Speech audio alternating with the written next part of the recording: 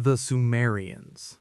Close your eyes and stand with me in the scorching heat of southern Mesopotamia, 4500 BCE. Feel the sun burning overhead as you gaze across the flat plains stretching endlessly toward the horizon. Now look up.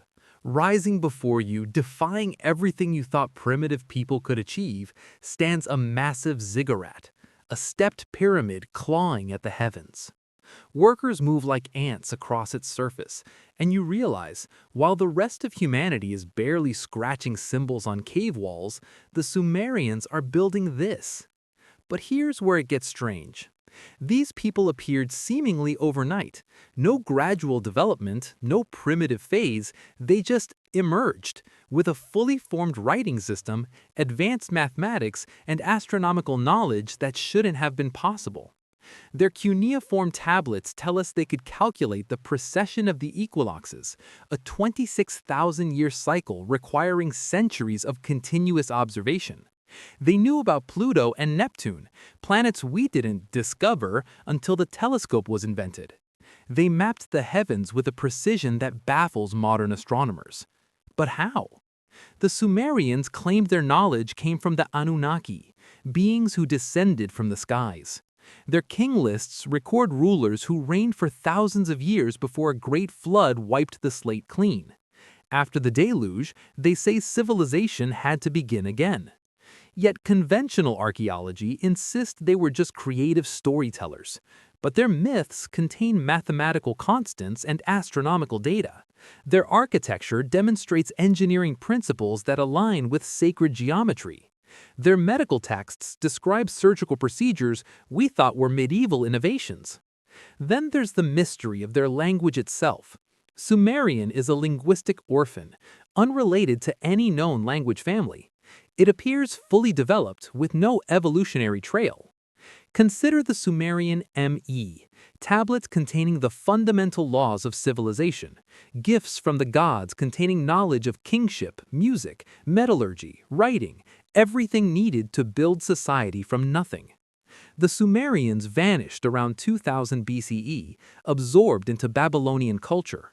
But their flood accounts mirror stories from dozens of cultures worldwide, all describing the same cataclysm that ended an advanced age. Were they the last remnants of pre-flood civilizations? Did they carry forward forbidden knowledge from a world that drowned beneath the waves? Their clay tablets remain, describing kings who ruled before the waters rose, technologies that shouldn't have existed, wisdom that came from the skies.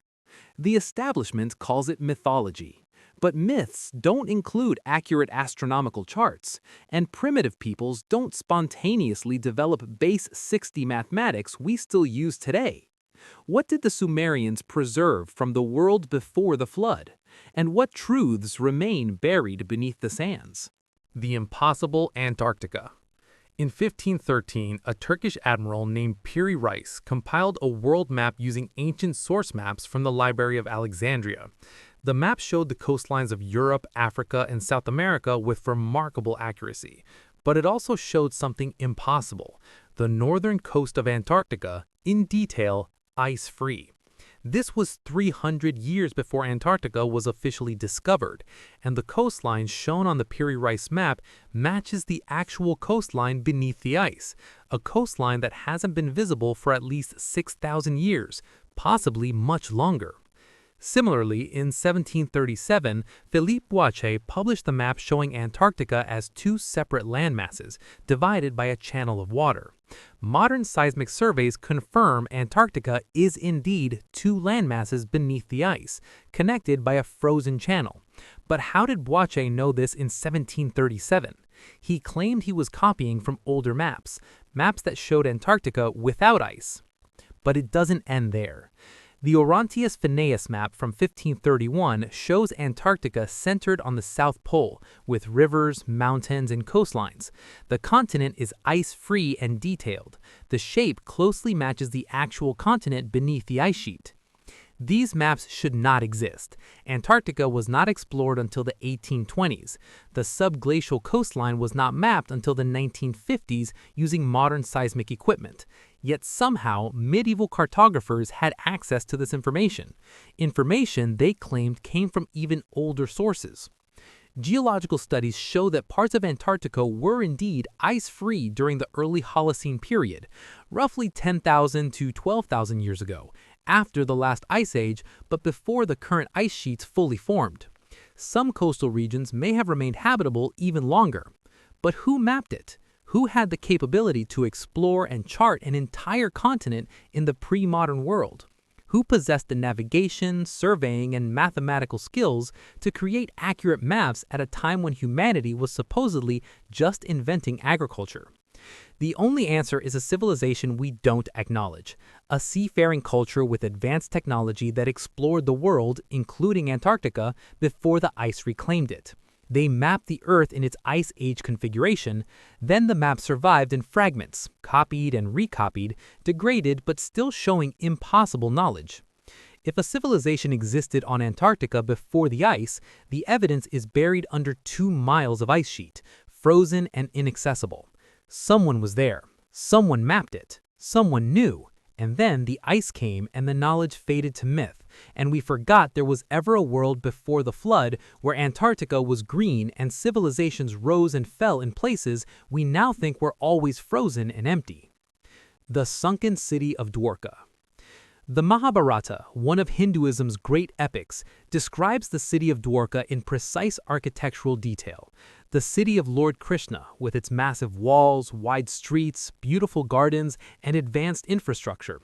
According to the text, after Krishna's death, Dwarka was swallowed by the sea, vanishing beneath the waves around 3000 BCE. For centuries, it was considered mythology, ancient literature, not historical record. Then, in the 1980s, marine archaeologist S.R. Rao found something interesting. Off the coast of Gujarat in the Arabian Sea, Rao's team discovered submerged structures, walls, bastions, a grid-patterned city layout, massive blocks of stone arranged in clear architectural formations, artifacts dated to roughly 1500 to 3000 BCE. The structures matched the Mahabharata's descriptions of Dwarka with unsettling accuracy. Further expeditions found more. In 2000, the National Institute of Ocean Technology discovered extensive structures 120 feet underwater, foundations, pathways, fortifications. In 2001, they announced evidence of a large city geometrically arranged covering several square miles of the ocean floor. Carbon dating of artifacts pulled from the site suggested habitation dating back 9,000 years, far older than the supposed beginning of Indian civilization. Acoustic imaging revealed city-like formations. Underwater archaeology teams documented massive stone anchors, pottery, sculptures, and building remains. The Indian government invested in further exploration. What they found challenged conventional timelines.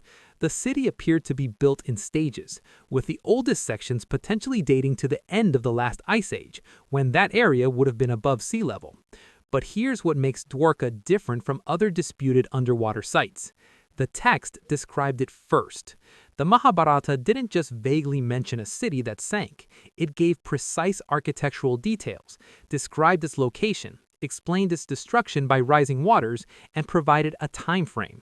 Then archaeologists found exactly what was described, exactly where it should be. Mainstream archaeology remains cautious. Some claim the structures are natural geological formations.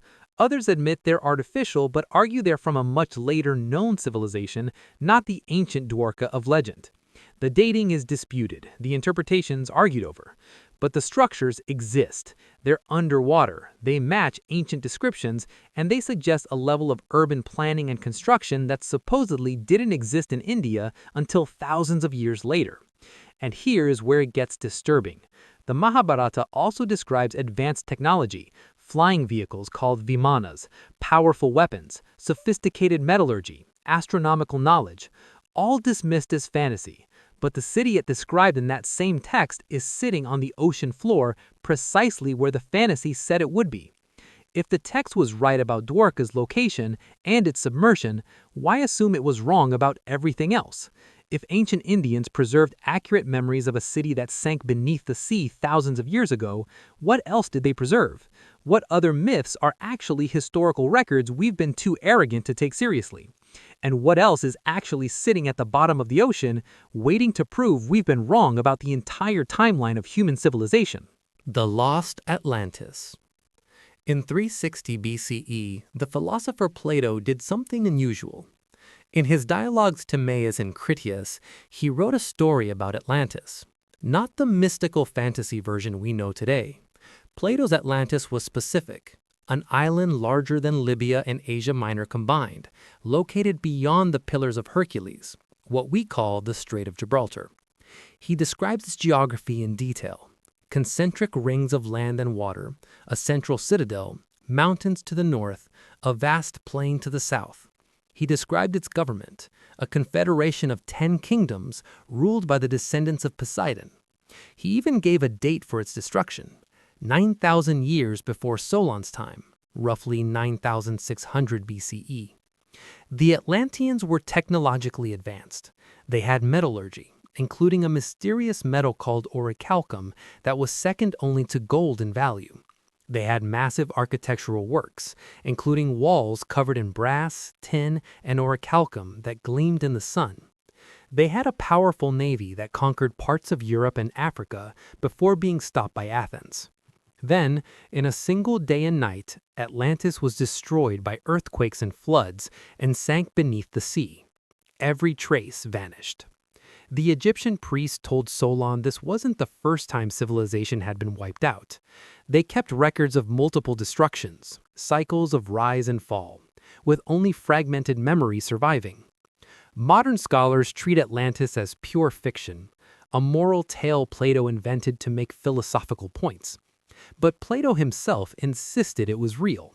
He presented it as history, not allegory. Ancient historians like Crantor claim to have seen the original Egyptian records, so why the certainty that it never existed? Because we can't find it. The Mediterranean has been mapped, the Atlantic floor surveyed. No continent-sized island, therefore myth. But what if the location was misidentified? What if the timeline was wrong? What if the catastrophe that destroyed it also erased the geographical evidence? Plato described the civilization destroyed by natural disaster 11,600 years ago, exactly when geological evidence shows a period of massive flooding, climate upheaval, and sea level rise at the end of the last ice age. A time when coastlines were radically different, when ice sheets collapsed, when entire landscapes vanished beneath rising seas. Somewhere, beneath the waves or buried under ice or lost to geological transformation, the evidence might still exist. Or it might be gone forever, destroyed as thoroughly as the civilization it would prove existed. Either way, calling it myth doesn't explain why the story exists in such specific detail, or why it aligns so perfectly with the one moment in recent geological history when such a destruction could have actually occurred. The lost motherland of Mu. In the 1870s, British zoologist Philip Sclater faced a strange problem. Lemur fossils appeared in Madagascar and India, but not in Africa or the Middle East between them. The distribution made no sense unless there had once been a land bridge connecting them. He proposed a sunken continent in the Indian Ocean and called it Lemuria. Then Colonel James Churchward took it further. In the 1920s, he published a series of books claiming that during his time in India, a temple priest had shown him ancient tablets. The tablets described Mu, a massive continent in the Pacific Ocean, home to an advanced civilization of 64 million people over 12,000 years ago. According to Churchward's translation, Mu was the motherland of humanity. Its people had mastered navigation, architecture, and science. They established colonies around the world which explained the mysterious similarities between ancient cultures on opposite sides of the Pacific. The Mayans, the Polynesians, the Easter Islanders all descended from Mu. Then, approximately 12,000 years ago, Mu was destroyed in a catastrophic event. Volcanic eruptions, earthquakes, and massive flooding tore the continent apart. It sank beneath the Pacific in a matter of days. Only the mountain peaks remained, forming the Polynesian islands. The survivors scattered to the continents, carrying fragments of their knowledge. Modern geology rejects a Pacific continent.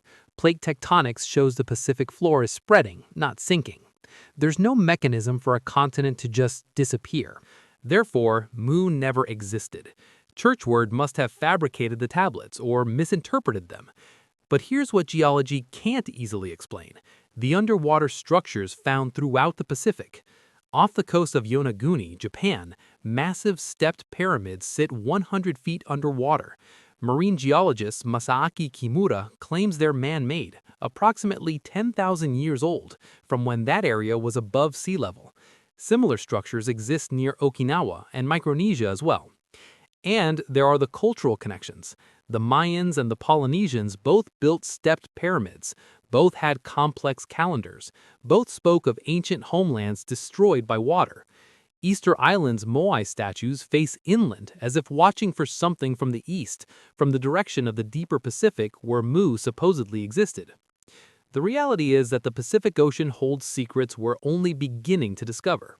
Whether you call it Mu or Lemuria or something else, the evidence suggests something existed in the Pacific before the last ice age ended, before sea levels rose 400 feet, before the coastlines and islands we know today took shape.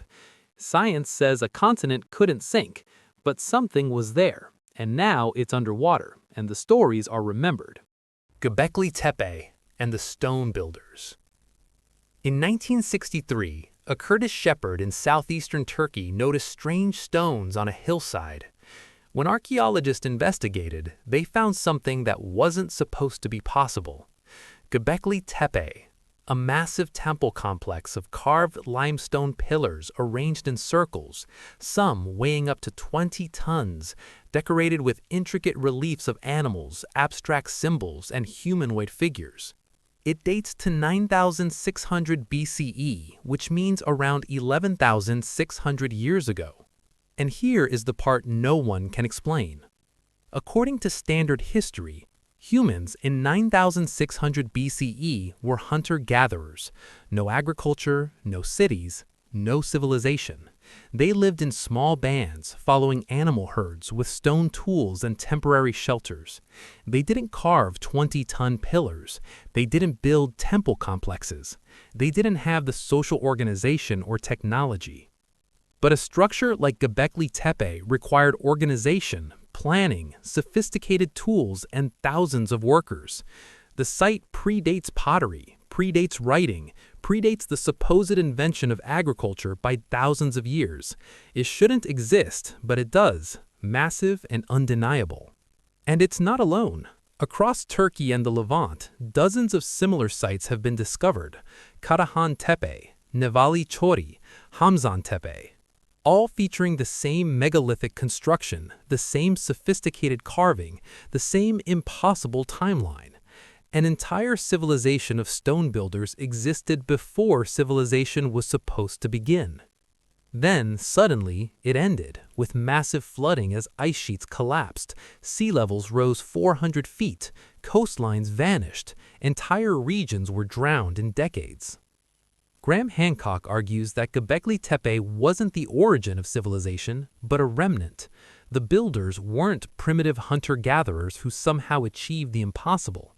They were survivors of an older, more advanced civilization that was destroyed in the cataclysm. They built Göbekli Tepe to preserve knowledge, to create a marker for future generations, and then they buried it to protect it from whatever was coming next. The symbolism at Göbekli Tepe supports this. Pillar 43, called the Vulture Stone, depicts astronomical configurations that match the sky in 10,950 BCE, right at the beginning of the Younger Dryas, a period of catastrophic climate change.